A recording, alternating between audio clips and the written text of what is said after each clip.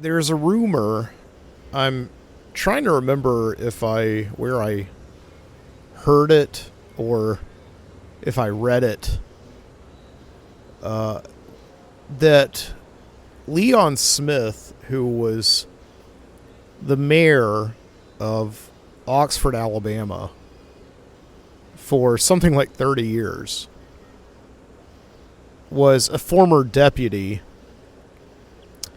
or some kind of a scallywag living in Corinth, Mississippi in the 1960s, and was actually involved in a lot of corruption there, and was run out by legendary small-town sheriff Buford Pusser. I heard this rumor years ago, or I read it. Like I said, I think either it was my uncle who lived in Oxford and was, in one of the constituents of Mayor Leon Smith, or I read it on somebody's on Facebook many years ago. I just can't remember it, but I've always it's something that I think about from time to time. I just love thinking about this notion that this guy who was involved in all this corruption in a small town in Mississippi was forced to leave that small town and come to yet another one in Alabama, a state over, and build himself a political career. And I think one of the reasons why this rumor existed in the first place is because in a small town it's very possible to build a political career that's based on a lot of backroom deals, and some people may even call it corruption. And yeah, you don't, I guess, you're not around in politics, especially small town politics, for that long. Like I said, the guy was like mayor for 30 years, without amassing some kind of a reputation for backwards dealing, I guess. So, but yeah, once again, the guy's name is Leon Smith, and several years ago, this is probably like 8 years ago or so, I remember having this one Sunday morning where I woke up and I sat there with my computer and I just did a ton of investigative work. I was like like a Woodward and Bernstein combined, like a Woodstein, just sitting there at my computer, looking up old newspaper articles from the 1970s and just sifting through all these old social media posts and all these old archives on the internet, on just library websites, just to like find any information that I could. And yeah, sure enough, I couldn't. I did, as I said, I found like what's that website? It's not Facebook. It's like a back door or backyard. What's that? Front door? I don't know. It's something, one of those websites where small town people can or neighborhood people can commune with each other and share gossip. And I guess it was invented as like a way for, if somebody's pet gets out, they can kind of put up a notice. It's like, look for Leon, he's my tabby. He's not wearing his collar. If you see him, he really likes wet canned food. Maybe you can lure him with that. Then call me. I'll be right over. It's one of those websites. But yeah, I found some post about Leon Smith on one of these websites years ago, and just a few minutes ago I tried to look for it again. I didn't see it. After just a very small Google search. I'm sure if I looked a little bit harder I would have found it, but yeah, I didn't see any information. But yeah, somebody had posted that Leon Smith they confirmed this thing that my uncle had always told me, that Leon Smith was run out of Corinth, Mississippi by the legendary sheriff Buford Pusser. Right? And yeah, if you're familiar with your 70s drive-in movies, you may remember Buford Pusser. He's the guy played by Joe Don Baker and all those and I think it was just the first Walking Tall movie. I can't remember who played him after that. I know that they made a remake about 20 years ago starring Dwayne "The Rock" Johnson. And I think at one point, maybe Kevin Sorbo was Buford Pusser. Yeah, like a lot of actors, usually D-list, C-list actors, took over Buford Pusser duties. But yeah, he was a real sheriff in, I think, the mid-1960s in Corinth, Mississippi. And that's a very small town that's right there on the edge. It's right there before you cross the river to go into Memphis, Tennessee. And I've never been there, but they revere Buford Pusser to this day. They have a museum there you could go to. I've always wanted to go to it. And yeah, there's been books written about Buford Pusser, and of course that famous movie called Walking Tall. And the story is very true to life. It's kind of a crazy story, which is why it's I think it's so revered. About more than probably 50 years or so after it was made.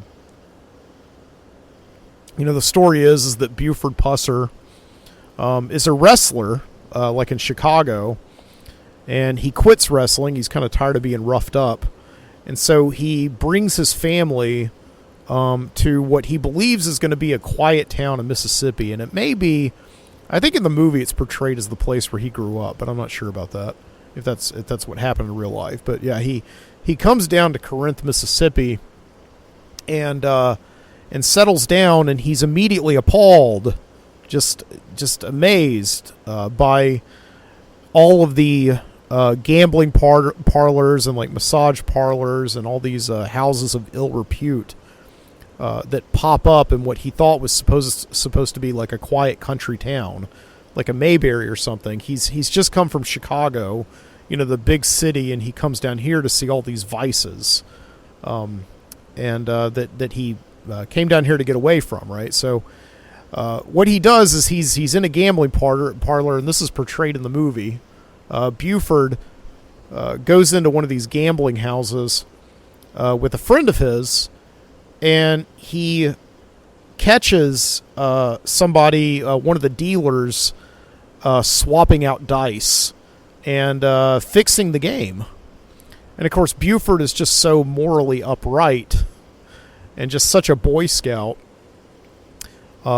inside the brain of that 300-pound body of his that's like pure muscle, that he immediately calls the dealer out. And the dealer suddenly, like all the security in the casino, they kind of gather around him, and then they beat him up. They beat him to a pulp. It takes all of them to hold him down, and he puts up a good fight for a while. He takes a pool cue from a nearby pool table and breaks it in half and fights them off, and he does a pretty good job. But eventually all the security guards, all the rednecks, they get a hold of him, and none of the patrons come to his defense or seem to care, because they're too dumb to know that they're being swindled.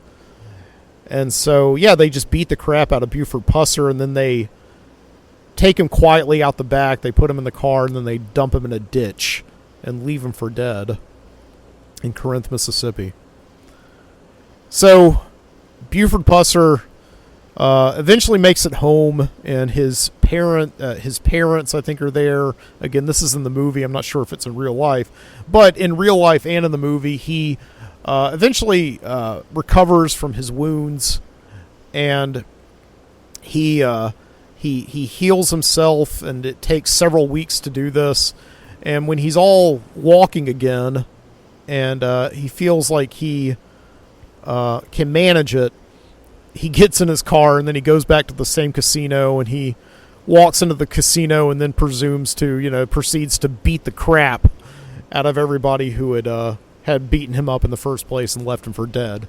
And so, of course, Buford is then arrested by the local cops for trespassing, and they put him on trial, and Buford uses the trial. He represents himself, of course.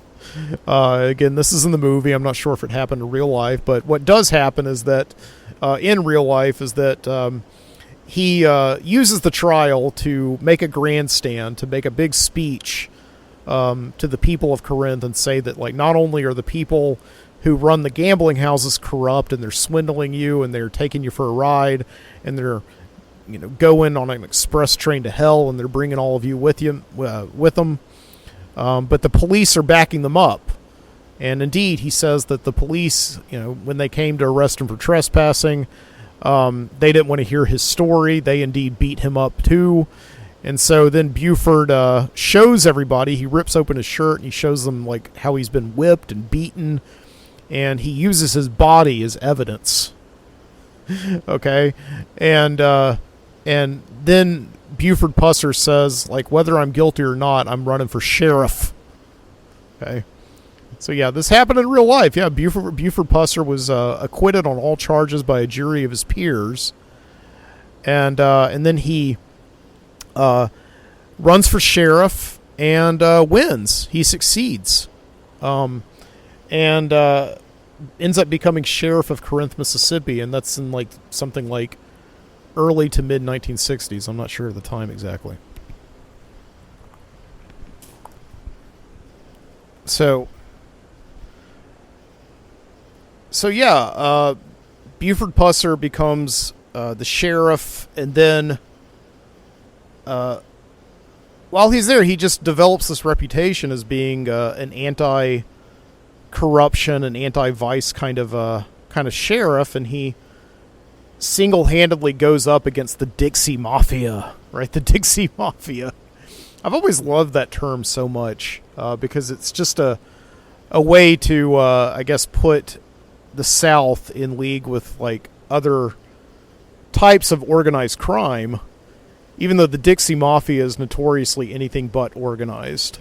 By all accounts, I've read the definitive book about the Dixie Mafia is this book called Mississippi Mud by Edward Hume that was written in the mid-90s. And in that book, he pretty much says that the Dixie Mafia is really just a loose affiliation of criminals who just associate with each other in prison, and there may be, like, small rings of them, and I don't even know if this is true anymore, but small rings of them that run, like, scams. Like, the most famous one is the Lonely Hearts scam, where if you were a Dixie Mafia member in prison, you would fill your days just writing letters to like, lonely people, especially homosexuals, and you would get them to give you all this money by pretending to be somebody, like, they're somebody who could love them but is in distress, kind of like that old, I think it's like the old Spanish prisoner scam, right? But yeah, in the 60s, the Dixie Mafia was very much thriving in Alabama, Mississippi, Tennessee. It was probably about as organized as it had ever been, if it could have been organized. But the legalization of gambling in places like Biloxi, these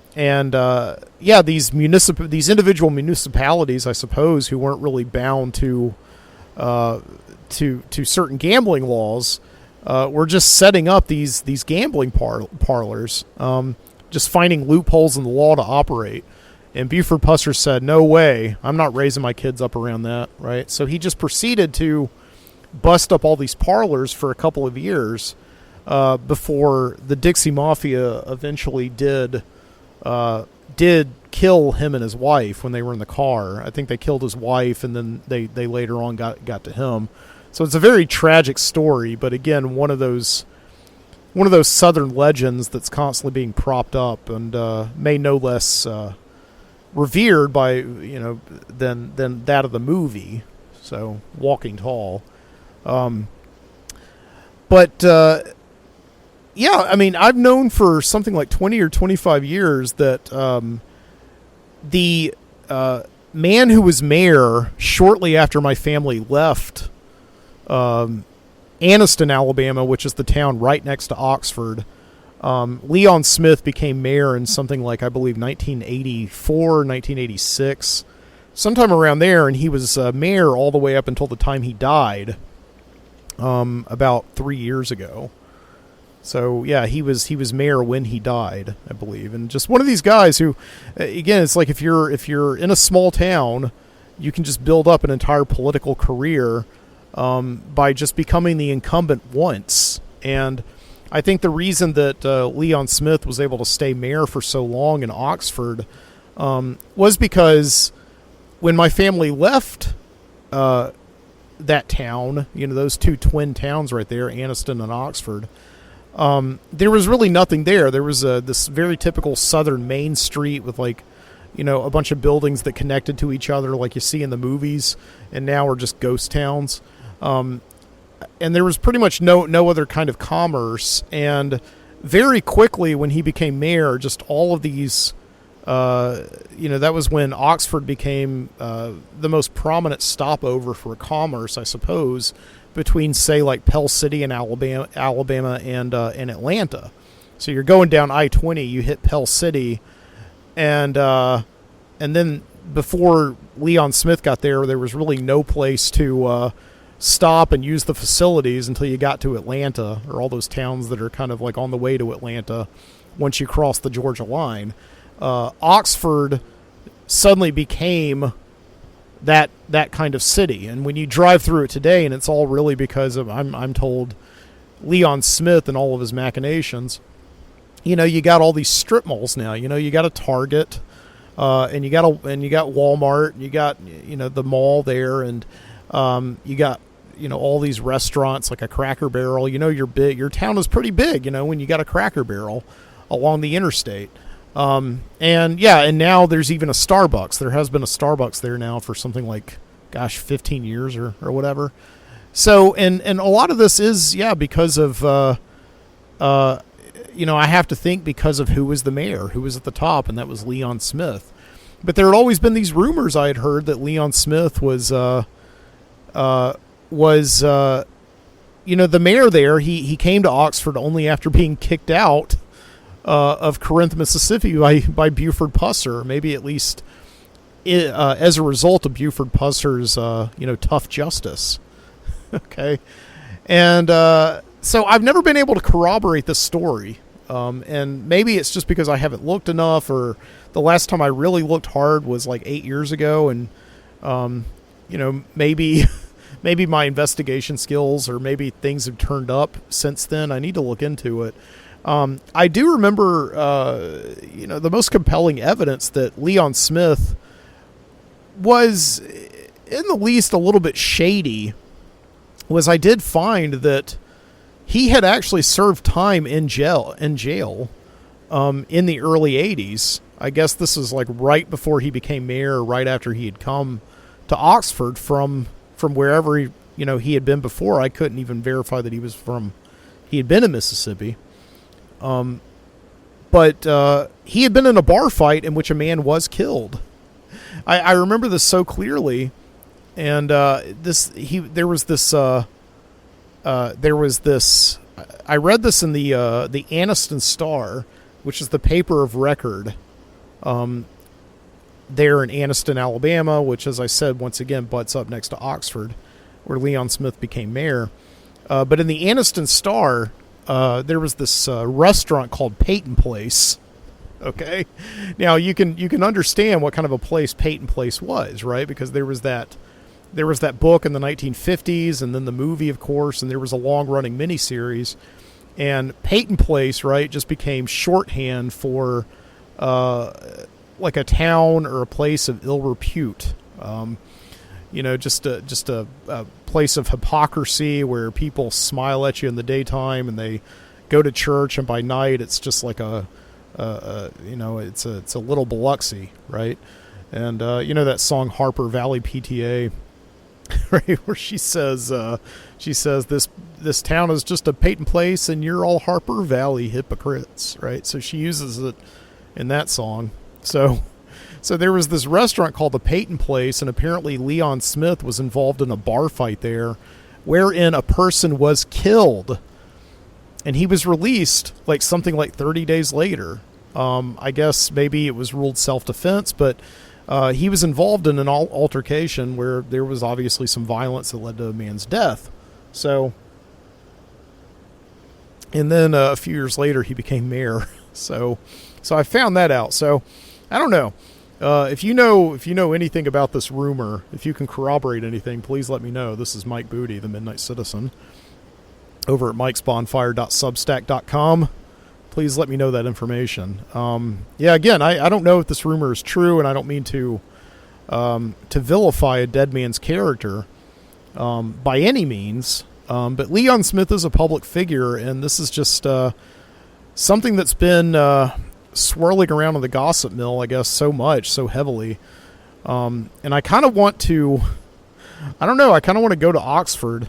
Again, this is the town where I was born and spent the first 4 or 5 years of my life. I want to go back there and talk to some residents, but again, I'm afraid that I don't know. I don't have that. I always thought in another life I'd be a very good investigative reporter, but I guess I just don't have that nerve to go and bother people and stir up old grudges and squeeze old wounds and bruises. I don't know. I don't know if I have that in me at all. So.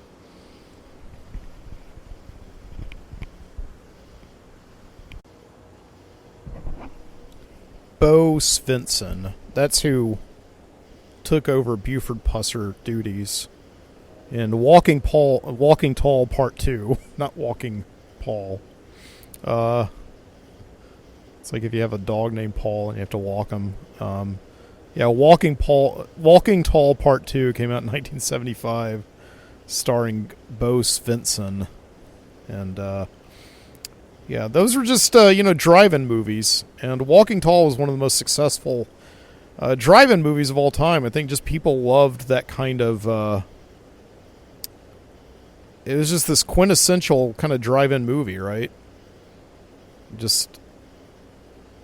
There was a revenge element, and people just loved to put themselves in the shoes of a guy who just has the crap beat out of him, and then he comes back.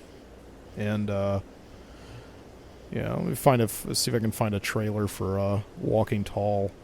I'm out here right now, and I'm just using my phone. So, here it is. Shout Factory. When was the last time you stood up and applauded a movie? Audiences across America are standing up, applauding, and cheering a film called Walking Tall. I thought you walked tall, because you gotta learn how to crawl. You let them do this to me and get away with it, then you give them the eternal right to do the same damn thing to any one of you. Walking Tall. It's a deeply moving contemporary film based on the true story of a young man who wouldn't surrender to the system and the girl who always stood beside him. You gambled your life, and no one has come to say thank you. Maybe nobody really does give a damn. It's the picture your neighbors are talking about. It has been called the best American movie of the year. Join the audiences applauding Walking Tall. Rated R. The best American movie of the year? Wait, who said that? I wasn't paying attention. I was lighting a cigar. What film critic said the best American movie of the year? That's interesting. Rolling Stone magazine. And that was like when Rolling Stone was relevant. So I need to see this movie again. I've seen it before. I've seen Walking Tall before. I thought it was a pretty good movie. I don't know if I would call it, in 1973, the year of like The Exorcist, the best American movie. It must have been early in the year, maybe. I don't know. But Joe Don Baker. That was, I guess, the role he's known for is like a serious actor, I suppose. He's, that was like before the star-oriented action movie, or that came along, like in the next decade. Movies like Die Hard with Bruce Willis, or like movies like Steven Seagal was in, things like that. So that was just when you were an actor in an action movie. You were just an actor in an action movie. You weren't really an action star. So, but that's what Joe Don Baker is known for as an actor, right? As Walking Tall. But I know he's like his name is like kind of like Peyton Place is shorthand for houses of vice. And I think Joe Don Baker is kind of shorthand for maybe C-list or D-list actors. Just these people who maybe had a couple of really good years and then just evolved into, kind of kept making movies, but just evolved into a kind of joke. And Mystery Science Theater 3000 was always famously very hard on, Joe Don Baker, like with like that movie Mitchell. he was like a detective, and there's just like a scene where there's like a love scene that he has, and the guys, the robots, keep on making fun of how hairy his legs are, and they keep on saying Mitchell, right? I don't know, I'm not really doing it justice. There's Final Justice. Speaking of justice, Final Justice was another classic Mystery Science Theater 3000 episode, Final Justice, where Joe Don Baker once again plays a sheriff, but he's something like 200 pounds heavier. And so, they're just merciless about his weight on that episode. And there's a scene, I remember, where a car blows up in that episode. They're like, it's one of Joe Don Baker's delayed reaction farts, right? And Joe Don Baker, it's hard to think of him as like a serious actor. Although, I don't know, I think like in the movie Fletch, I was just talking about Fletch. I was reading that book a couple of weeks ago, the book by Gregory McDonald that they turned into the movie with Chevy Chase. And Joe Don Baker is in that. I forgot about it. He's in that movie playing a corrupt police chief. And maybe that's why he's good. He's really good in Fletch. He's like actually very menacing in a movie that's supposed to be very lighthearted and a comedy. And there's a scene where Joe Don Baker plays this corrupt police chief who's supplying all these drug pushers on the beach with drugs.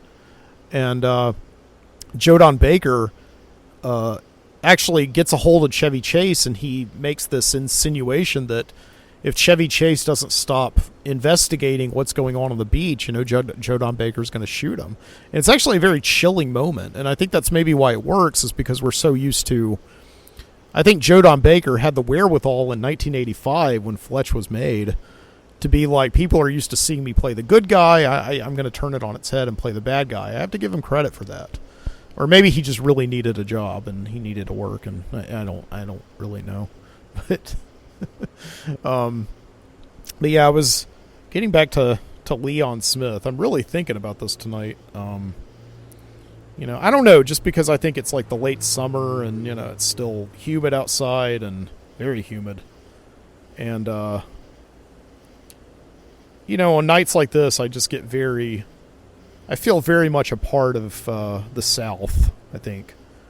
I just feel part of that tradition that is like, corrupt sheriff's departments and small town history and all that. So I looked up Leon Smith. It says former Oxford Mayor Leon Smith dead at 77. Yeah, this was in 2017, so he died in 2017.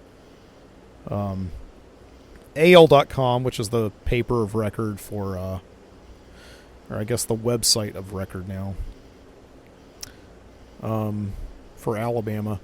Leon Smith, who served 8 terms, my gosh, as the mayor of Oxford, died this morning, according to Police Chief Bill Partridge. It's a sad day for the Oxford community. Leon Smith is really responsible for bringing Oxford to where it is today. That's what I was just saying. Smith announced last year that he would not seek re-election for a 9th term. It's just like Joe Biden, right? Citing his poor health. Last year, he was honored by the U.S. House of Representatives for his years of service to the East Alabama community that straddles Calhoun and Talladega counties. That's where I was born, was Calhoun County. According to the tribute presented by Republican Representative Mike Rogers, Smith was born, here it is, in Selmer, Tennessee in 1940. He was first elected in 1984 and held office until 2016. During that time, The population of Oxford more than doubled, according to the U.S. Census. He's dedicated his life to being a public servant. Okay, so there it goes. He also ran businesses and volunteered in several organizations. Yeah, so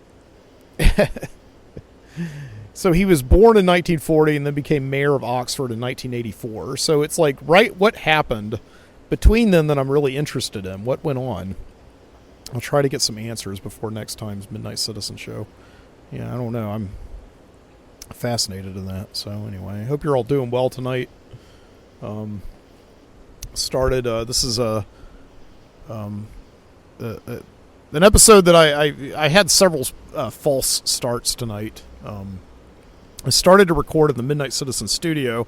As I said last week on last week's show, I was cleaning the studio out, and I was kind of cleaning the computer off and kind of optimizing it and trying to get it to run faster so that I could edit, better.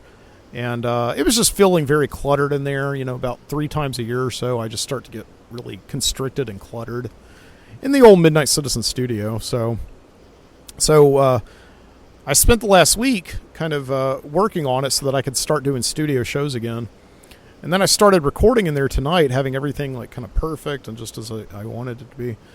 And it just felt weird. It felt weird on kind of a nice night like this just to be inside and just recording inside the studio. It was just kind of feeling stuffy and all that. And I just, hope you don't mind that I'm outside tonight and not recording.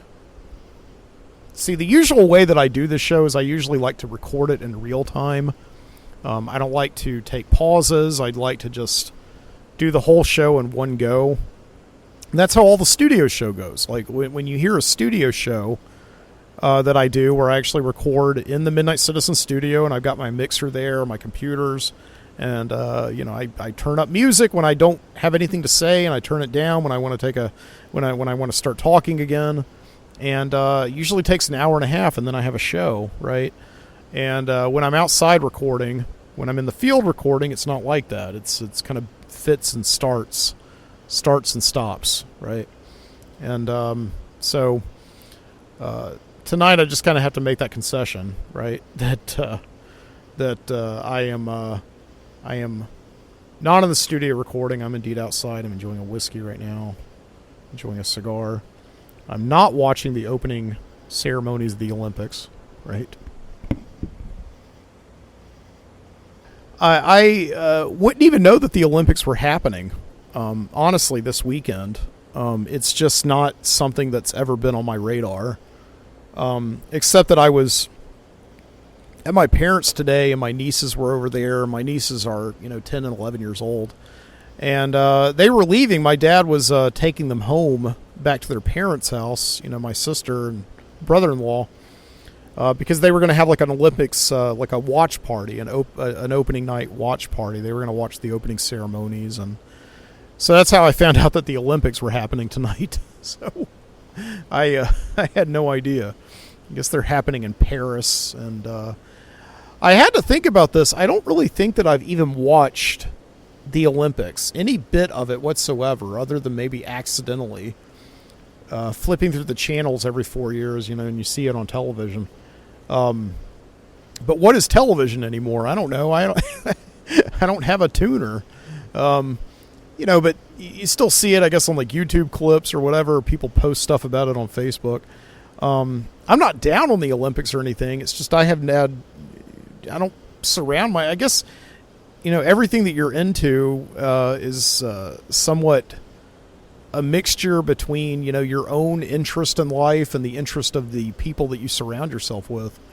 And none of the people I surround myself really, except I guess, of course, my sister, are into the Olympics. So I have really no reason to watch it because it just is, it's not going to be a point of conversation with anybody.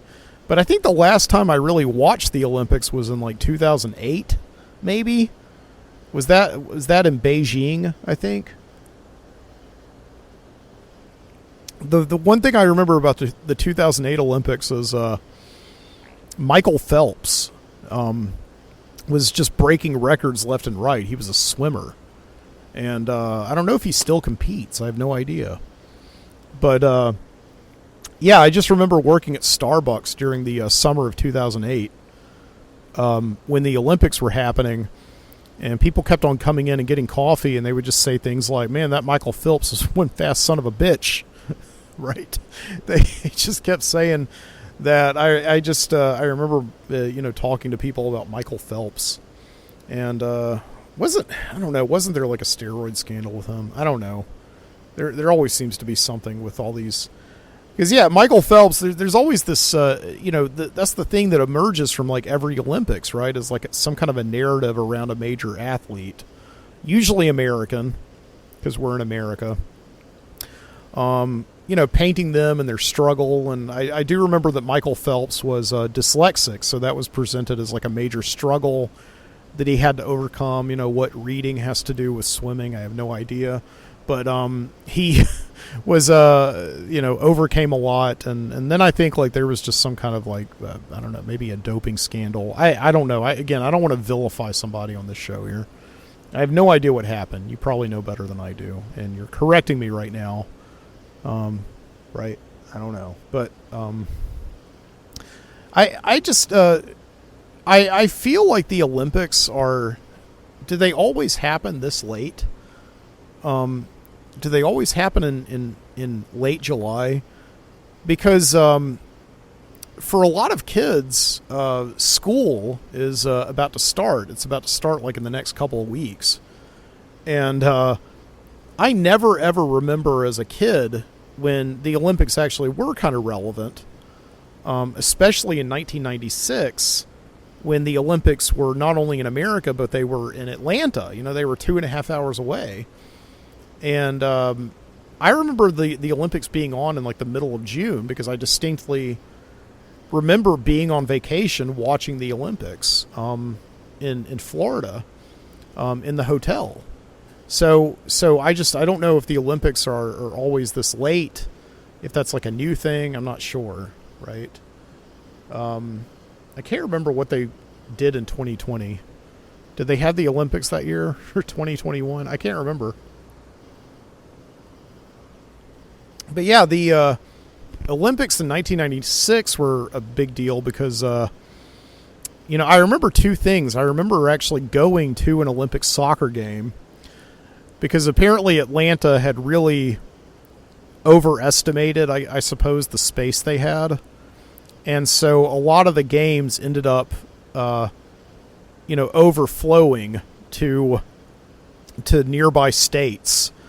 And we got soccer. Soccer actually came here, and there were a lot of soccer games that were played on Legion Field downtown. So I remember going to one of these soccer games. I remember being bored to tears. I had no interest in soccer and still don't. I just remember I'm a 13-year-old kid sitting there in the stands and just seeing these people go back and forth. And I remember just drawing, I think, that whole time. While the Olympic soccer game was going on. But Birmingham still takes a lot of pride in the fact that the Olympics came here in 96. I think one of the main reasons why Legion Field, which, was once had great glory days, is the place where, Alabama and Auburn, the two great, college football teams here in Alabama, would meet for the Iron Bowl, the most watched game in college football every year. But they had long since moved away because they got, their own stadiums and much more improved stadiums in their respective places of Auburn and Tuscaloosa. So the Legion Field is like still standing there, and I guess they still have events there, but I think one of the reasons why they haven't torn it down and just built something else in its place or, moved to the new stadium that they built downtown is because of that historic significance of the Olympic soccer being played there in 1996, right? Just soccer coming to a town where nobody really cares about soccer.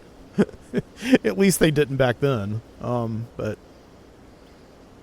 yeah. So I remember going to a soccer game in 96, and I also remember this very bizarre mascot they came up with. This mascot, Izzy. The name was Izzy, right?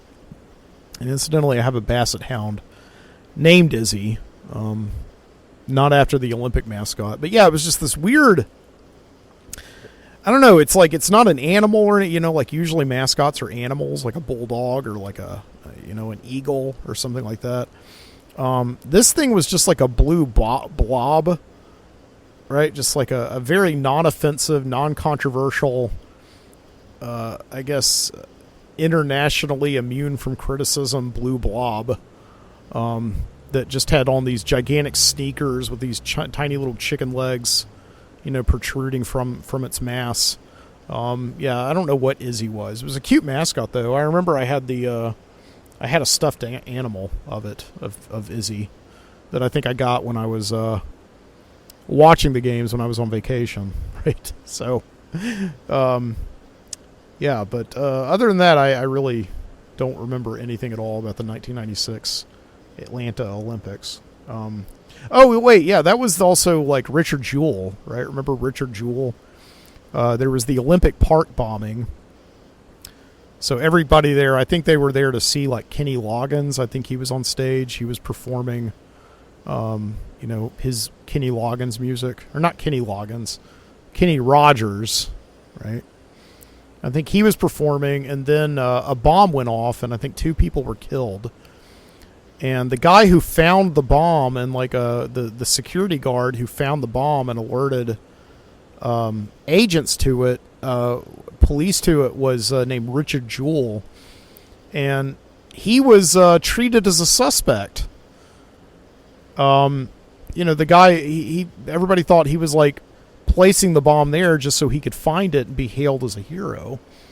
And of course, I think we later found out that the same guy who had bombed, who was actually responsible for the Olympic Park bombing, I think his name was Eric Robert Rudolph. He was also responsible for bombing like the abortion clinic right down the street there, from where I am right now. Yeah, he was responsible for bombing an abortion clinic and killing a police officer down there next to the university where I work now. And he didn't need to bomb it. All he had to do was wait for a few years before they, before they rolled back abortion rights. But yeah, I think that guy was eventually caught. I think somebody found him like walking on the Appalachian Trail or something, like, and I think he was hiding out there in the Appalachian Mountains or something, and they caught him, and I think he's dead now. I think they executed him. I'm not sure. There's so much domestic terrorism in the 90s. It's like we didn't need terrorists to come over here and plant bombs. We were doing just fine doing it ourselves. Eric Robert Rudolph is still alive. He's 57 years old. Also known as the Olympic Park Bomber.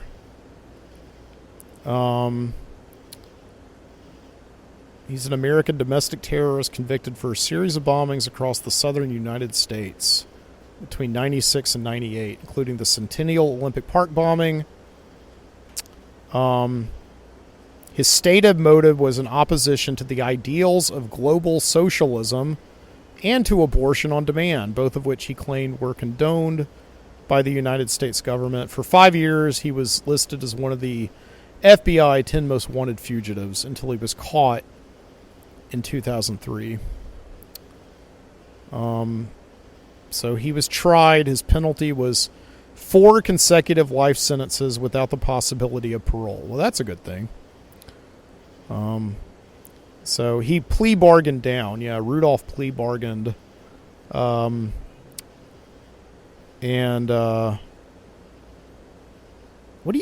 does that mean? As part of a plea bargain, Rudolph pleaded guilty to numerous state and federal homicide charges and accepted 4 consecutive life sentences. I don't understand why you plea bargain when like everything that you're accused of doing you just admit to. I guess so that they could like spare a trial or something. I don't know, but yeah, he's in Florence, Colorado. Is that the same place where they put the Unabomber? So yeah, we had like the Unabomber, we had Rudolph, we had Timothy McVeigh and Terry Nichols, Oklahoma City, right? We were doing fine with terrorists. We didn't need more. Sorry if that sounds insensitive. Yeah. But anyway.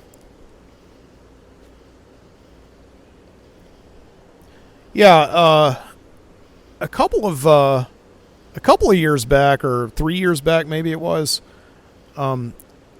Birmingham had its own version of the Olympics come here. This thing called the World Games.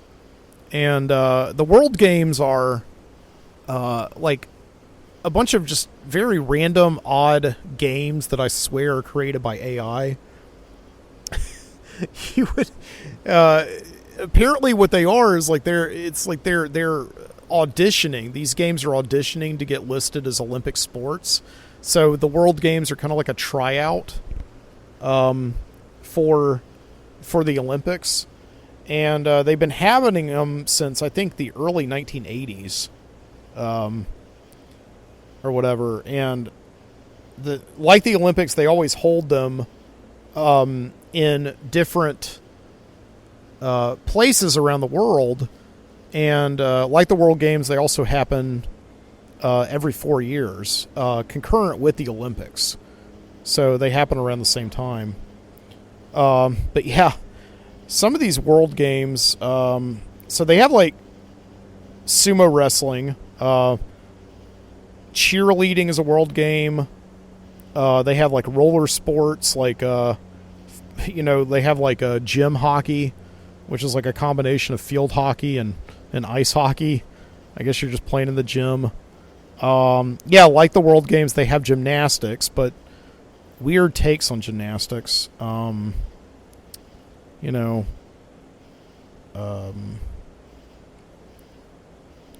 see. Trampoline gymnastics.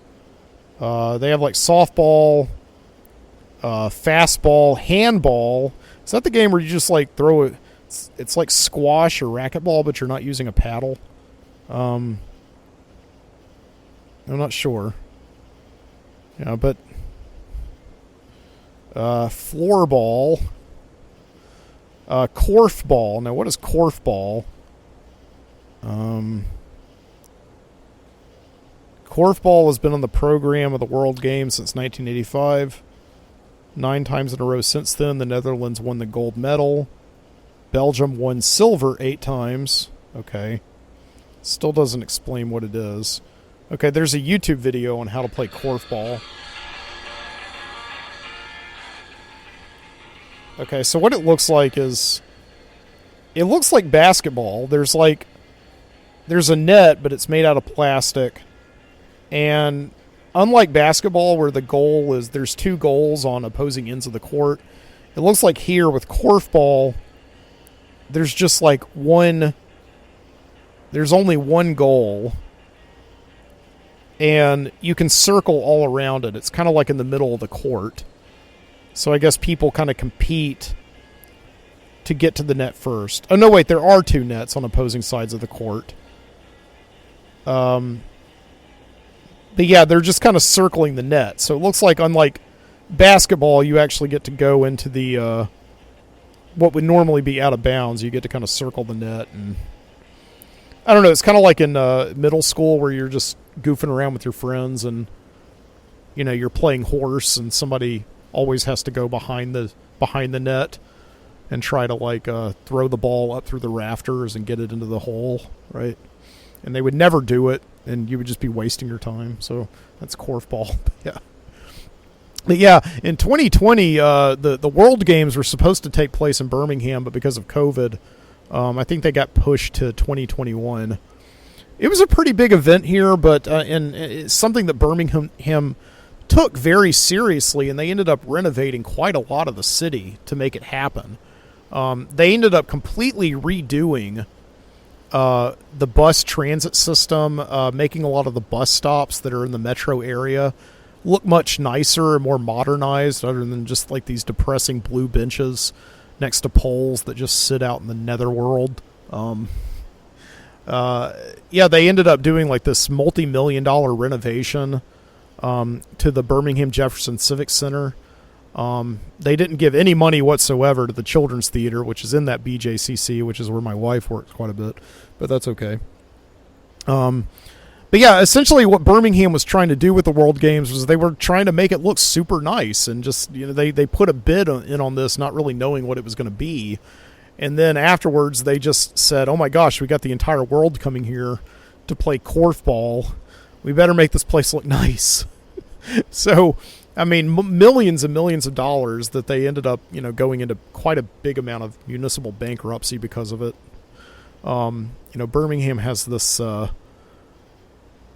long and historic and proud reputation of burning money, and having breaking many records for a municipal bankruptcy for a city of this size. And we do that all the time. And yeah, with the World Games, they just really went into quite a lot of debt. But I gotta say, even though I didn't go to any of the games, I'm glad that they were held here, because the city is a little bit nicer for that reason. I don't ride the bus anymore, but it is nice just to see these, more modern, polished bus stops that look like stuff that you might see in like downtown Atlanta. I gotta admit that's kind of nice. And they also built this whole new common area down there near the BJCC where the World Games were. They built this thing called the City Walk, which is exactly what it sounds like. It's about a half a mile long, and it runs under the overpass, where all the interstates meet down there, I-20, 59, 65. And it's a really nice green space, I guess. They call them green spaces now, where people can just go and commune and, just talk. And there's, nice seating areas there, and a lot of new restaurants have kind of, popped up around there. And there's also like skate parks too. Apparently the skate parks that they built as a part of the City Walk project have made several lists of kind of the best skate parks in the United States. I don't skateboard, but that's kind of nice to know that Birmingham is for once first in something, even if it's something I have no interest in whatsoever. But but the City Walk is nice, and it was built completely for the World Games. This thing that happened in 2021. Some people in the city went to it, but yeah, I think at the closing games, I think Lionel Richie played, right? Because he's famously from Alabama, so he came home and he's like, I haven't been home in a while. It's nice to be here. And then he did Dancing on the Ceiling or whatever. Right?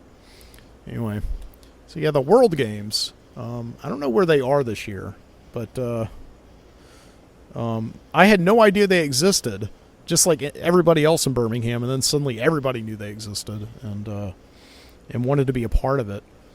When they announced that the World Games were being held here in Birmingham, it was something like 2015, and I was working at a park, and we were coming up, for a month or so, we were really beating our heads against the wall trying to figure out how we could get some of that World Games money by using our park as a venue for one of their events. So we were just looking through all of their different events, and we just very quickly came to the conclusion that we're not really a good venue for korfball. But the closest we came, I think, was orienteering. There's this thing called orienteering, which is basically where you go and find out what it was like to find your way around in the woods before GPS.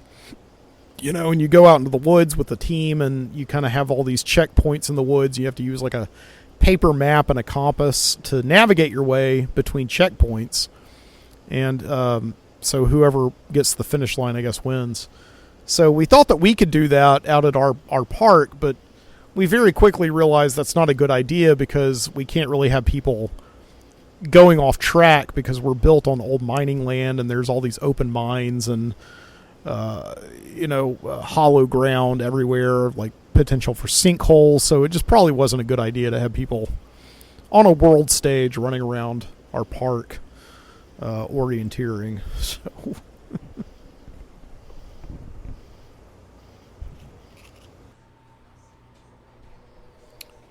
Okay, good afternoon. It's the next day now.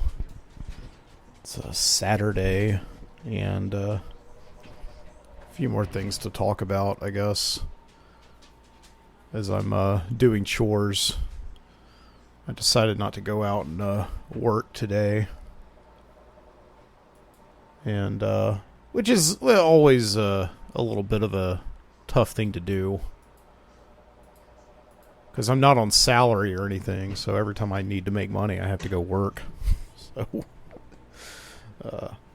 I did just get all of my offer letters and everything settled away for teaching in the fall. So I start teaching. It's so crazy. I start teaching in a month. I still have like a month of summer left. The other day, I delivered food to a school. Like a high school here in Birmingham. And they were already doing professional development. So they already had teachers there. They were getting ready for the kids to come back like next week.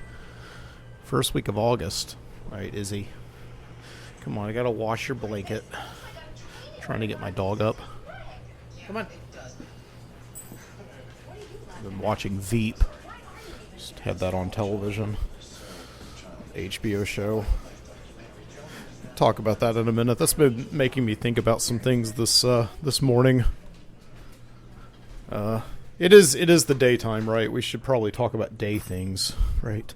Like politics, all that. I don't know. So I'm doing laundry, and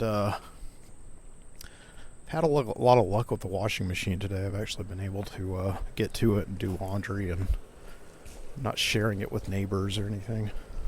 So, yeah, this morning neighbor knocked on my door, a new guy who moved in, and asked if I could help him and his dad move a couch in to his new apartment. And it's like, that's just apartment living sometimes. But that was okay. I liked that. It was not a heavy couch at all. It was pretty easy to move. So, let's see if these are... This load is not quite dry. Let that dry for about another 15 minutes or so.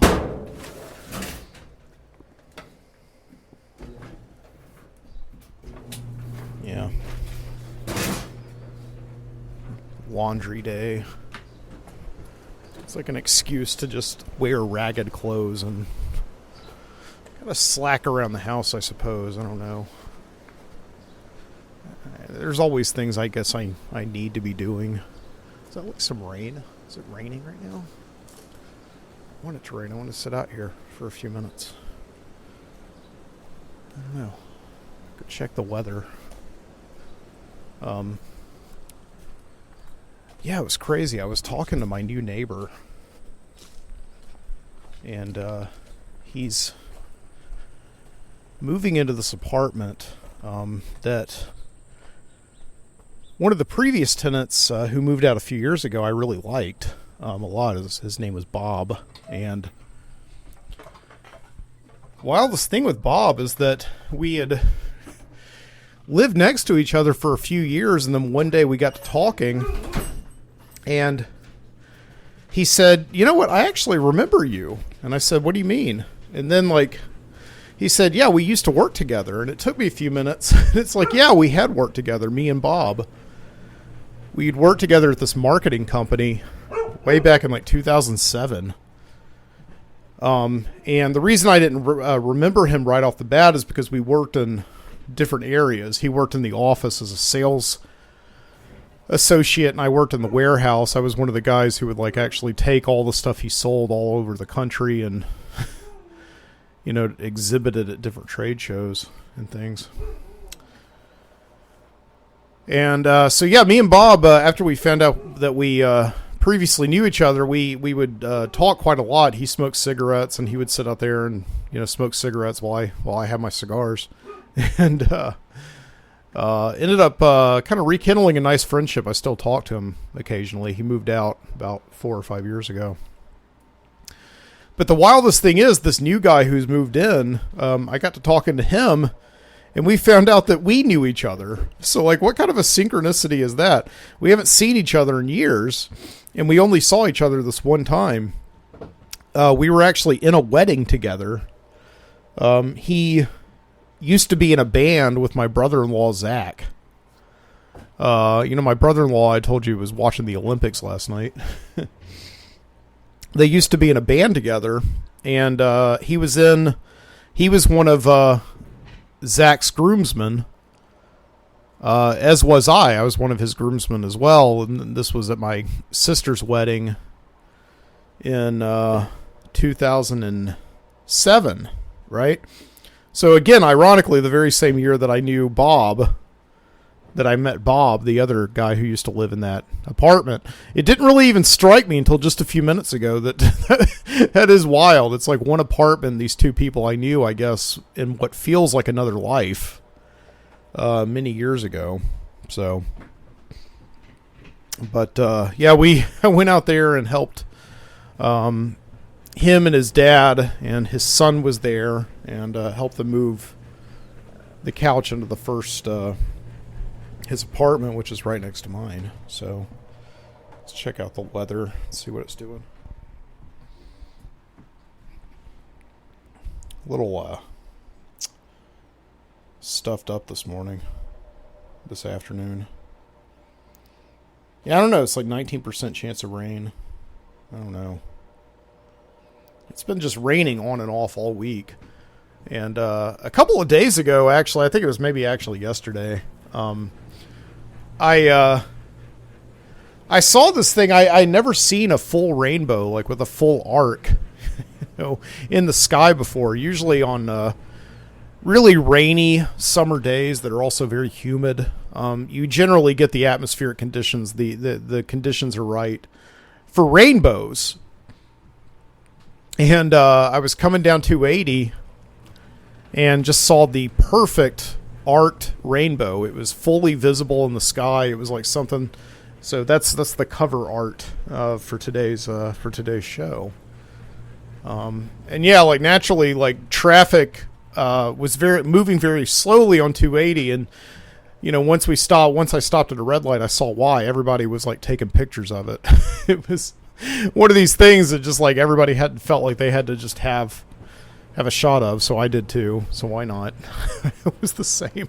I wait until I parked. I didn't hold up traffic or anything, but yeah, I went and parked up there at the Summit, the shopping center, and just got out of my car and just and took the picture of the rainbow. Right?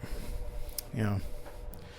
Whenever I think about a rainbow, I just think about how dumb of a kid I was. Right? You always hear these legends about rainbows, right? That there's like a pot of gold at the end of it. And that always confused me because I never saw the end of the rainbow. Like, where do rainbows end?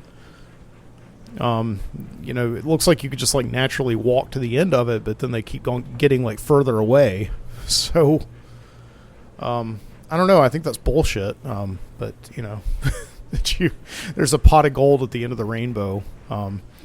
It's one of those, I guess, maybe, I don't know, like social metaphors or something, right? That the harder we work, the further we walk, the further and further our dreams away that our dreams get. I guess that's maybe what that lesson teaches us. I don't know. But yeah, like at the end of the rainbow, there's always like some kind of a pot of gold guarded by like a leprechaun. And like you're always trying to get his Lucky Charms. So like a breakfast. That's a breakfast cereal, right? Yeah, breakfast cereal.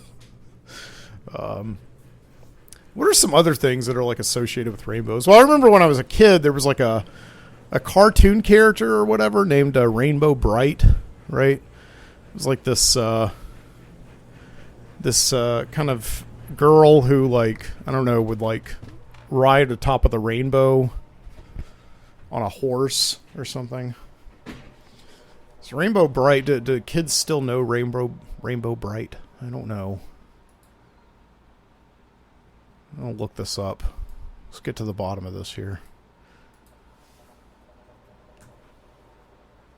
Was Rainbow Bright just like a flash in the pan? I think she came out kind of around the time of like My Little Pony and like the Cabbage Patch Kids and stuff.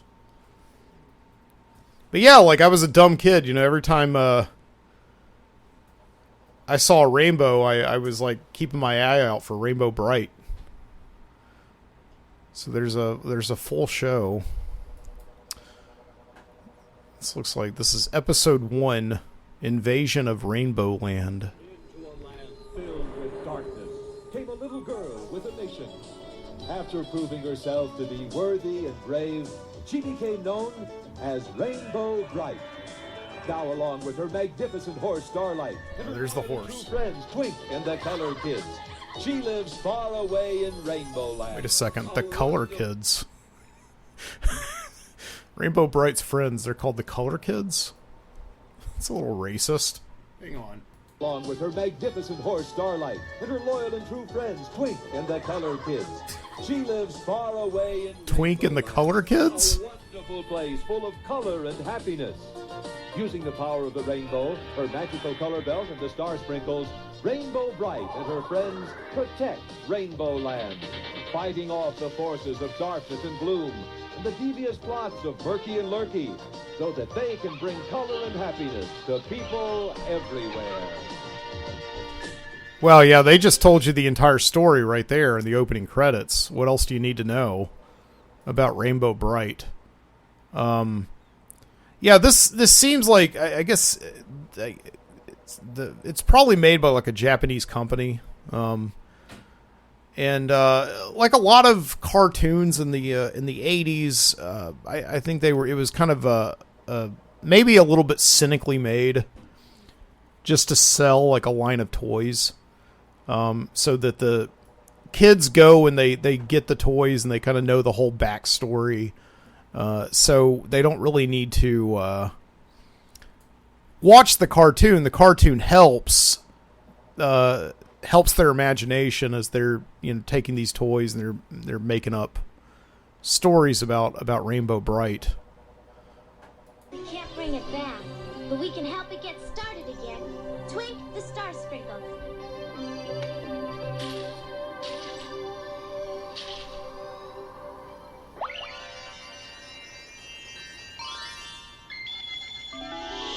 This is a very cheaply made cartoon. It's just you see just essentially keyframes, and the keyframes are not like a quarter of the way filled in, so the animation is just very rough. And yeah, they probably made this for incredibly cheap. This is a mass market product. Go ahead. There's just one left. Okay, back to Rainbow Land.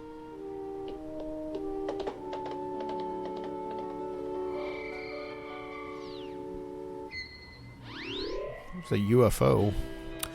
Anyway, I did not see Rainbow Bright atop the thing. Of course, how come I'm not thinking about the fact that I have been, all summer long working my way through Thomas Pynchon's Gravity's Rainbow, which is not about actual rainbows, right? It's about the V2 rocket, the way that the V2 kind of, is propelled up into the sky and then it burns out and then gravity takes over and the rocket comes back down. So, yeah, I'm still working my way through Gravity's Rainbow by Thomas Pynchon. It's not an easy book. It's not an easy book at all. A friend of mine texted me the other day, Alex texted me and said, I'm giving Thomas Pynchon another chance, which is like, that's how it happens. I think nobody's ever gotten through a Thomas Pynchon book without giving him like 2 or 3 chances to really work on you. And so Alex was reading Inherent Vice, which I told him is like the best place to start. I've read all of Thomas Pynchon's books, except for Gravity's Rainbow, which I'm working on now, and I have not read all of V. V is his first novel, and that's a book that I started early last year and got a great deal of the way through, and then graduate school took over, and I just couldn't finish reading it. I just got too busy reading my thesis book, Suttree by Cormac McCarthy. But it's like, as I've said before, Gravity's Rainbow and just all Thomas Pynchon's books are so much fun. They require a lot of work. You're not just reading the book, you're reading secondary sources, you're reading a lot of history, you're doing research. It takes some time. They are books that you can just sit down and enjoy and just read straight through without having to do anything else. But it's very, very easy to get lost in them. Lose yourself, like not understand what the plot is, or you get the characters confused and mixed up. So you just have to do like a lot of, especially with a book like Gravity's Rainbow, where there's something like 300 characters that you're constantly flipping back and forth between. So it's Gravity's Rainbow is, like, as I said, like the toughest Thomas Pynchon book that I've encountered, because me as an American who went through the American public education system, learning traditional history that was written by winners, it's just not, Gravity's Rainbow does not engage with that front door side of history. It's very much all about hidden history. And it's about looking at World War II from a more European point of view, also. And also just really knowing the ancillary parts of post-World War II history. It's just... so that's not stuff I have ever been... I've been interested in it, but you just really have to go off of track of what's spoon-fed to you in high school and college, and really go and do a lot of your own research and reading. And fortunately, there's been now 5 decades of Thomas Pynchon scholars that have put together a whole host of resources on Gravity's Rainbow, so it's never been easier to read the book, but it still takes a lot of work. And as I've said before, reading is just something that it's, just sitting down and reading a physical book. I'm not even talking about audiobooks, just reading a physical book, whether it be, Gravity's Rainbow by Thomas Pynchon, or, an Elmore Leonard book, which is just, fun crime fiction. That's hard to do. And reading is something that we are definitely just an art form, or even just a hobby, I guess, that we're drastically losing a hold on how to do it. Like if we think about reading as a craft, I suppose, like needlepoint is a craft, cross stitching, just all of, like, I don't know, like a folk art or something. These crafts, like knowing how to actually sit down and do something, like how to read a book. A lot of people think you just, I don't know, sit down, you open the book and you read words. Those words make sentences. Those sentences make chapters, and those chapters make ideas. It would be pretty easy, but it does, there is a reason why, in school, you get to a point where you finish learning how to read, and then you start reading to learn, and you learn how to read to learn. And it's a whole thing that we go through, in the education system. And it's also something that I've noticed as a teacher is not intuitive, and it takes a lot of time, and you can't just read what they give you in school. You have to do your own reading. And only after a while of reading and doing it consistently, do you really pick up on the idea of how to just intuitively pick up a book and just be able to read it. And that is a craft. Okay. just like any other craft, you have to be taught. You have to have mentors. You have to have help. You know, or even if you're an autodidact, you know, it still takes time to teach yourself how to truly read. And it is something that we're losing. It's as you know, we come up with more and more things to you know, become distracted by, that give us instant audio and visual stimulation, right? It's just hard to do. And it's something that I struggle with. Like, I mean, reading is something that I've quite honestly dedicated a lot of my life to. I've logged a lot of hours of my life reading. And it's still something that I deal with, that I have a hard time sitting down and really just finding the time to do. I'm about to go out and do it right now, if the weather holds up, and I think it will. So yeah, let's maybe go outside. You know, that laundry should be dry now. I don't know.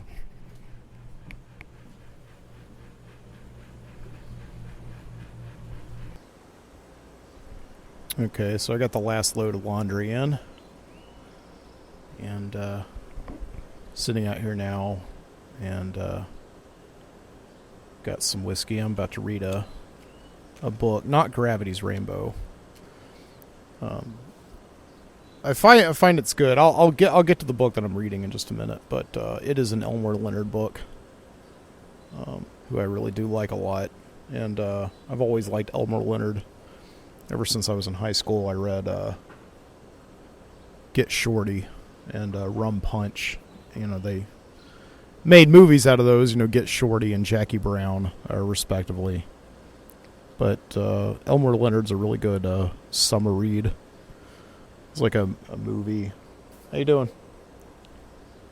There's a movie called The Squid and the Whale, where this intellectual college professor, he's like in the hospital, and he's reading Elmore Leonard, and he's like, it's tough to read a serious book in the hospital. You alright? Good. How you doing? Check out what I found. I just found this Yeah. cool, isn't it? Oh yeah, definitely. What is that? You know, I can't really make it out. Yeah. Looks like just some kind of like a yeah, it just looks like some kind of girl's like necklace or something.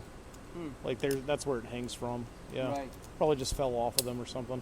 Sure. Yeah. I don't know. I'm trying to get like some food money and Yeah. maybe a salad. Or something. Yeah, maybe it'll help you. Yeah. No. I wish I had some for you. I'm sorry. I was gonna ask you if you might be interested. No, I don't have. No, I'm sorry, man. I appreciate it though. Yes, sir. Yeah, definitely. All right. You take care. Yeah, you too. Thanks.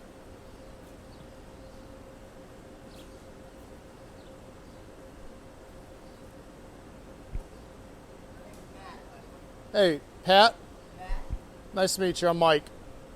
Yeah, definitely. I'll see you around.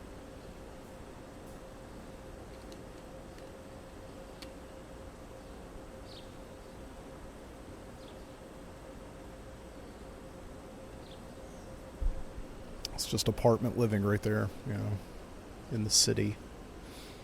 You help people move in couches, and then you have to constantly turn down people who come by wanting to sell you, you know, things that they fell on the street. You know, these necklaces that fell off drunk girls as they're kind of straggling back to their cars after a night of drinking down the street at Lakeview. So it just happens. Anyway. But yeah, that movie, The Squid and the Whale, Jeff Daniels, the actor, plays this pretentious college professor. He's like an English professor, and he has to go to the hospital, and he's in the hospital bed after he's had like some kind of a heart attack. And he says to another character, he says it's tough to read a good book in the hospital, or he says it's tough to read a serious book in the hospital. You know, that's why I read Elmore Leonard. He's the fillet of the crime genre, which is a good way of criticizing somebody and giving them a compliment at the same time, I guess. I don't know. Anyway, so, but I will read. Yeah, just I wanted to talk about again. This is the daytime citizen right now, so I got to talk about some day stuff like politics and I don't know. I've been watching a lot of Veep recently. I find that show just matches the way I feel about politics, where I am fascinated by politics, but I'm also just so wholly repelled by it at the same time. And when I first really got interested in, the studying politics and political history, I was in high school. Really, I think I found that the two subjects I really enjoyed was English, because I really enjoyed reading literature, and history. I really enjoyed studying history. I just had this epiphany of the fact that we're all we're sharing this planet, I don't know, with all these amazing things that have happened before us, and just thinking about who lived in our house before we did, and who got to walk these halls before we did. I don't know. It's just I enjoy history and political history, and also just the idea of politics. And I guess I had this very naive view, but I don't know. It's like, I think that's what motivates most people to join a political party, is they want to see their naive dreams come true, I suppose. They want to hold on to their naivete, and they don't want to be cynical or anything. But, when I was, I think, a junior in high school, that show The West Wing came on. And had this very, idealistic view of the world and of politics. And it was just this liberal wet dream, The West Wing. Martin Sheen was the president. He was like a Medal of Honor winner and like a Nobel Prize winner in economics. He was like the perfect president. Just a combination of every great president we've ever had since George Washington. And he was unapologetically on the show. He was a Democrat. And this is a show that would never fly today. And that's like on Veep, for instance, it's never clear what political party Selena Meyer, Julia Louis-Dreyfus represents. But this is a show that takes a very hard stance on what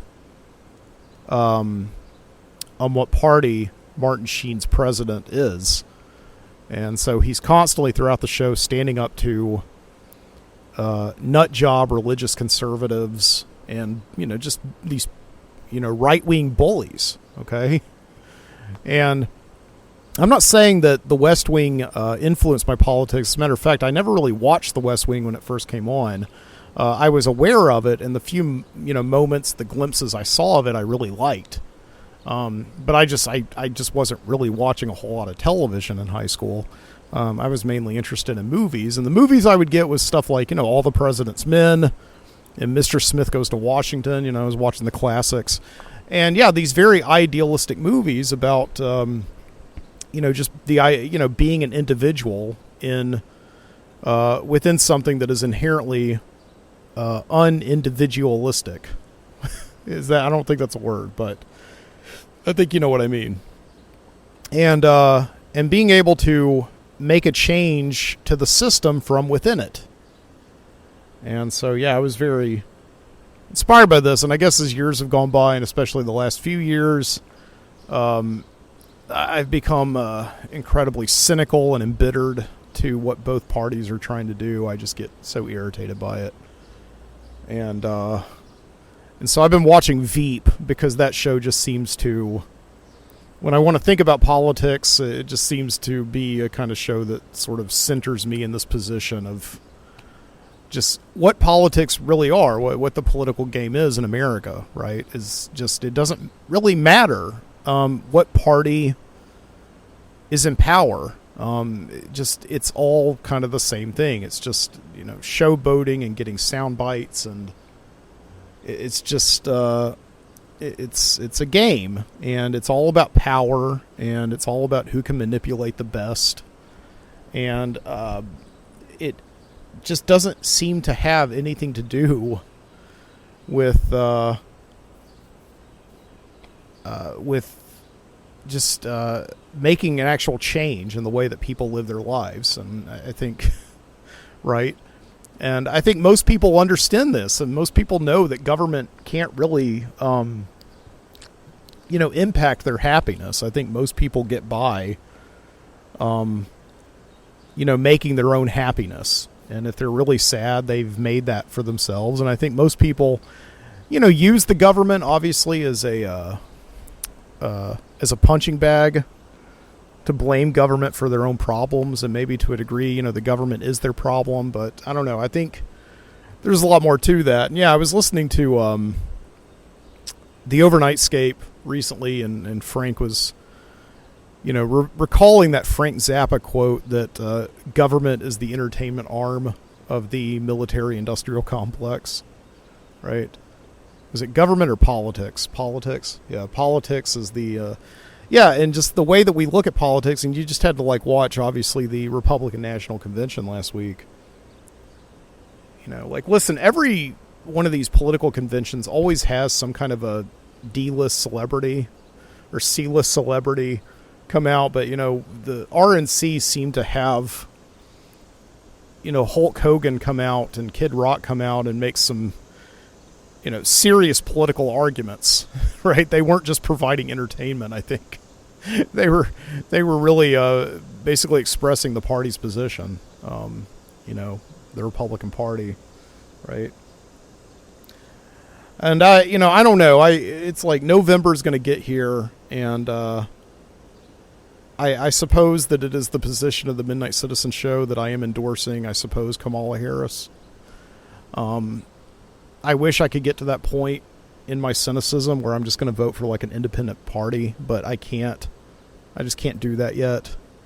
I don't know. I think it's just sort of that glimmer of idealism from when I was a teenager and really first started getting into this stuff.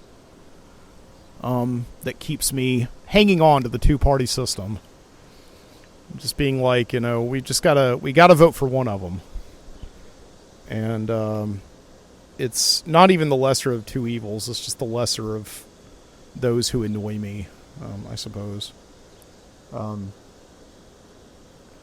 yeah, I was finding it interesting because like Veep, which if you haven't seen the show, this is a bit of a spoiler alert, but the presidential, the latest presidential race, especially for the Democrats, is following the trajectory of the show Veep, because Julia Louis-Dreyfus is played by Selena Meyer, who's the vice president, who wanted to run for president but then didn't get enough support from her party. So, in order to essentially get the female vote, the president brought her on as the vice president, and then basically just stuck her in an office and didn't treat her at all like somebody who was important to his administration. And that seems to be what's happened kind of with Biden and Kamala Harris. I think I was saying last week that I think we've seen more of the Surgeon General the past 3 years than we have Kamala Harris. I know initially she was kind of tasked with going down and solving the issue at the border, the immigration issue. I think that was clearly a way of just putting her into something that they knew that she was going to fail at. And I think that that's probably backfiring now, right? Because it seems like, just like on Veep, the president has decided that he's not going to run in November. And so now Kamala Harris has suddenly been elevated to the, leader of the party, right? And I don't think that this was something that they were truly anticipating. This was something that I think Joe Biden was really being very stubborn on until just last weekend, when there was just this united effort of the Democrats all at once. It was like an all-on assault to get him to step down. So he finally did, and he endorsed Kamala Harris, and I just think a lot of this, sticking her in a box for the last 3 years, is really gonna, come back to bite them, right? But yeah, the presidential race for 2024 has seemed very much a referendum on the vice presidential picks rather than the people running for president. Obviously, Kamala Harris has stepped up, and then with Trump we have J.D. Vance, and I think the reason for J.D. Vance is, for one, he's kind of like this redneck rock star, I suppose.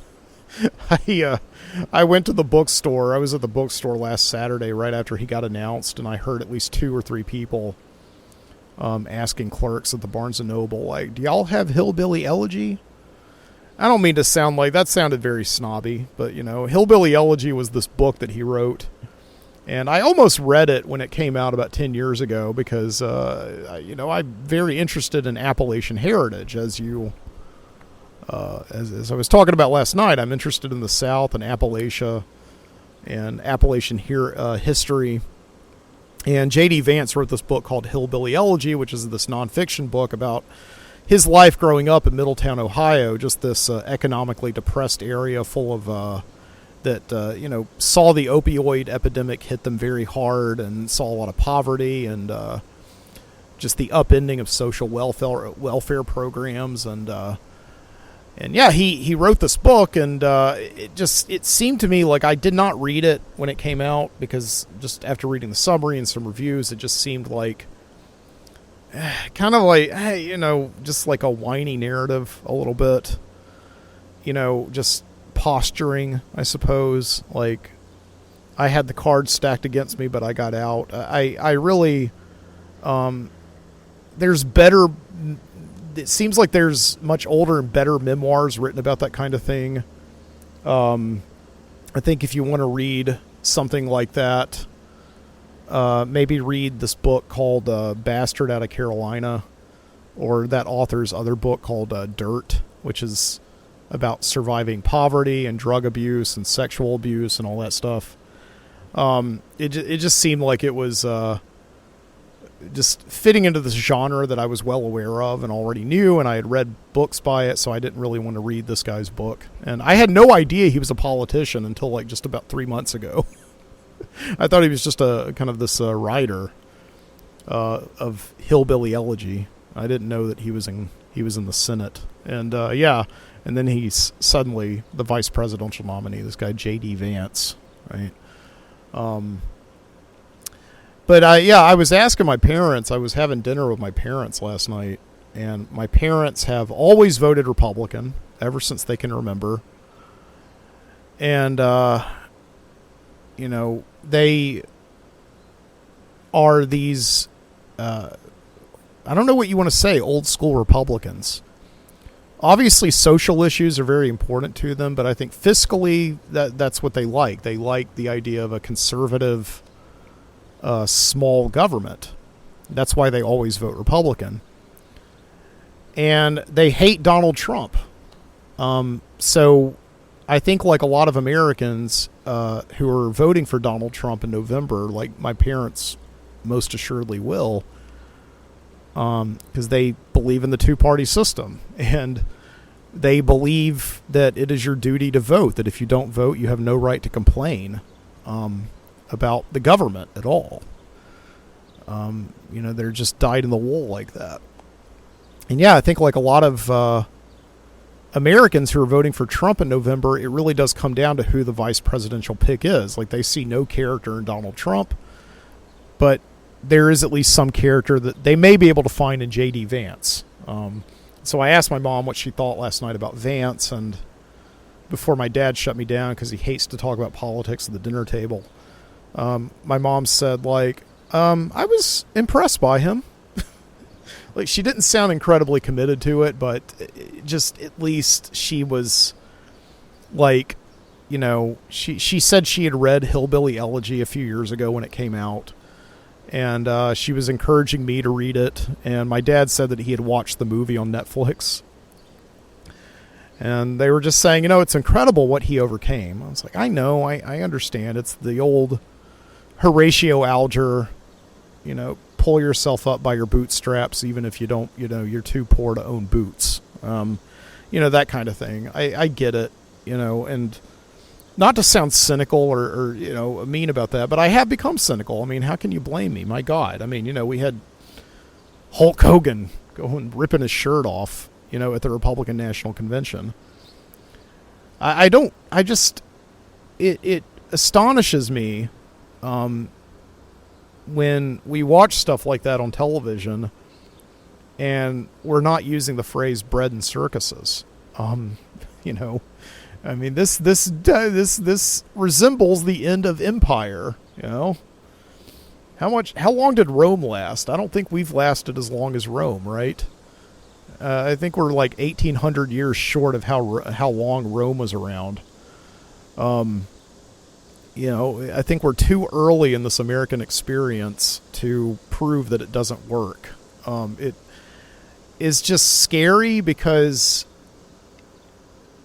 to me, just somebody who has never bought into Trump, who has never thought that he's funny or a charming speaker, or when people say he's charismatic, I just say that anybody can get up there on stage and say whatever the hell they want, the audience wants them to say, and you could call them charismatic. I just don't think, it's like there's a reason they call it populism. Because people will do anything that they anything at all. They'll throw anything at all against the wall, in the name of being popular. My wife Jessica tells this great story about how when she was in the 3rd grade, she ran for president of her class, and she lost to this boy who promised all the students that he would give a Super Nintendo to each classroom. Right? It's like Jessica could have said that as well, but she chose not to because it wouldn't be true. Right? And I think Donald Trump is, he hasn't figured anything out. He's just going based on this old populist mantra of just tell them anything they want to hear, and when they figure out that it's bullshit, just keep telling them more stuff they want to hear. And just keep cycling the rate card, right? And so it just seems to me a total con. It's the Southern strategy, like, all over again, right? It's like, when I read about the Southern strategy years ago, it floored me because it always confused me how the South used to be known for being heavily Democratic. My parents, interestingly, both came of age in the first election that really had taken advantage of the newly Republican South back in the early 70s. And before that, most of the South was heavily Democratic, primarily just because the Democrats were the party of states' rights, right? Like, Lincoln had come in as the first Republican president and was all about, big government and making sure that the government came in and, enforced, integration and enforced the end of slavery. And so the Democrats emerged as the party of, just letting the states do it by themselves.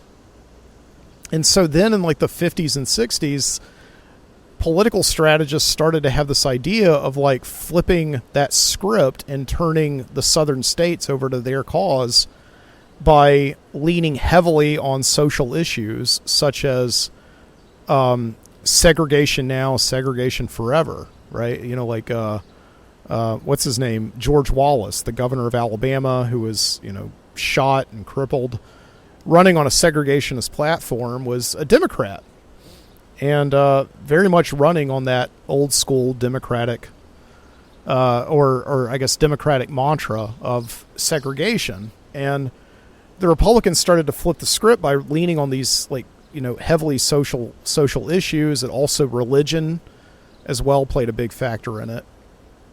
And so by the early 1970s, the whole South was essentially Republican. And so by leaning into that base, Republicans could win elections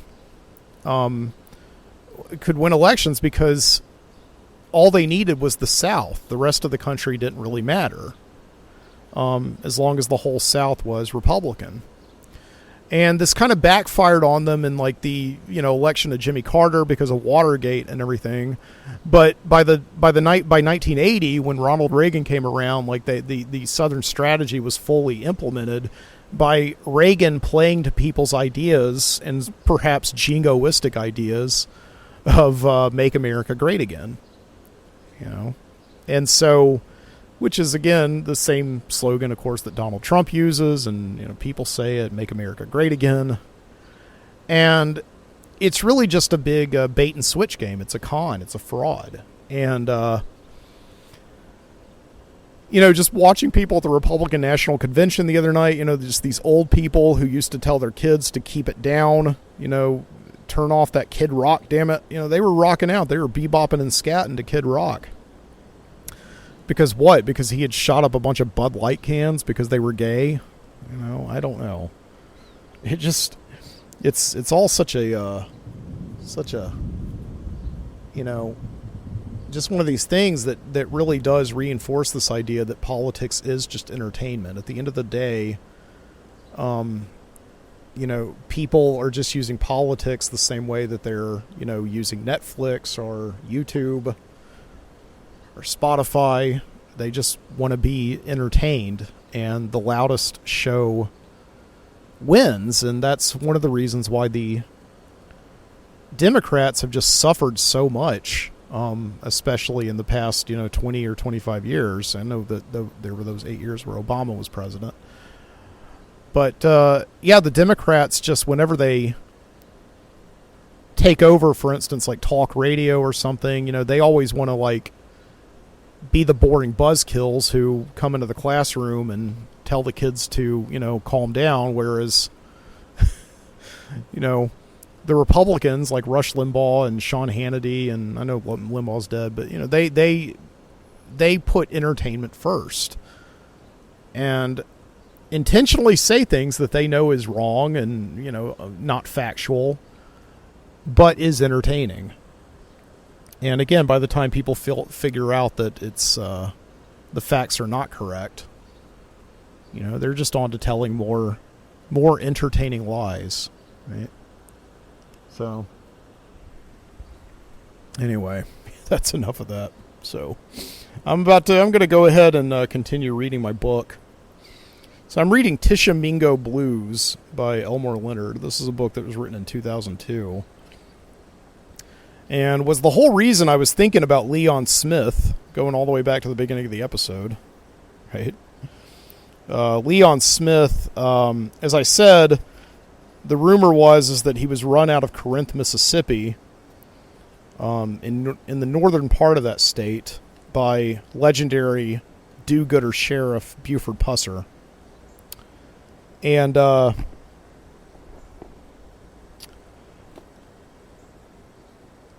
Corinth is like a large part of where Tishomingo Blues by Elmore Leonard is set. The book follows this guy who goes to this casino in Tishomingo, Mississippi, and he's a professional diver, and he sets up this high dive act. And while he's up there on the high dive board, 80 feet up in the air, he looks down and he can see everything, and he witnesses a murder. Right?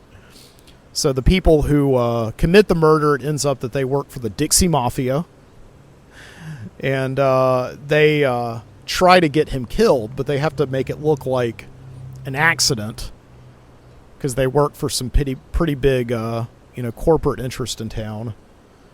And so they have this plan to get the high diver, his name's Dennis, into a Civil War reenactment to reenact the Battle of Corinth, Mississippi.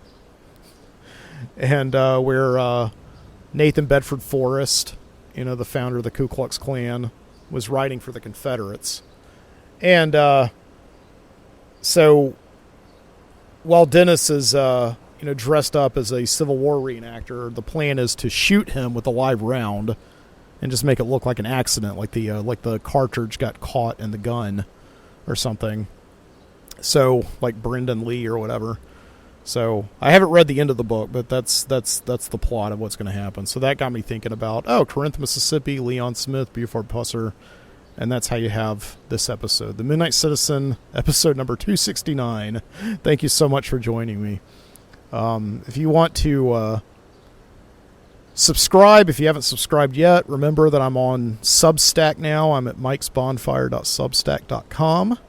You can catch this and all future episodes over there. Of course, I'm on Spotify and all those great podcasting services. Where else am I? I'm over at Facebook at The Midnight Citizen, and also on Instagram at The Midnight Citizen Podcast. I'll put all those links up in the show notes. And also at the Overnightscape Underground on Sug, ONSUG.com. Okay, we'll see you next time. Keep your eyes open.